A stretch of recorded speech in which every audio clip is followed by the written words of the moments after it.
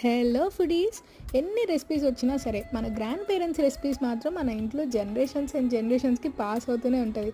అలానే మా ఇంట్లో కూడా మా మమ్మీ మా మామ దగ్గర నుంచి నేర్చుకున్న ఈ పచ్చిమిరపకాయల పొడి రెసిపీ అనేది ఈరోజు మీకోసం చూపించేస్తున్నాము.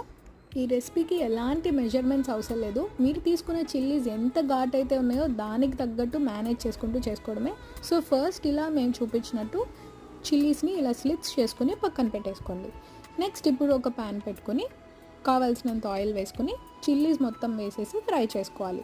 ఇవన్నీ ఫ్రై అయ్యేలోపు ఒక మిక్సీ జార్లో శనగపప్పు అండ్ తగినంత సాల్ట్ కూడా వేసి మిక్సీ పట్టేసుకోవాలి. ఇలా ఈ కన్సిస్టెన్సీ వస్తే సరిపోతుంది.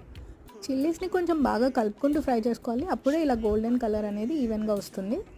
ఇలా ఫ్రై అయిపోయిన చిల్లీస్లోకి మనం పౌడర్ చేసుకున్న శనగపప్పు అండ్ సాల్ట్ మిక్చర్ ఉంది కదా, అది కూడా వేసేసి ఫ్రై చేసుకోండి.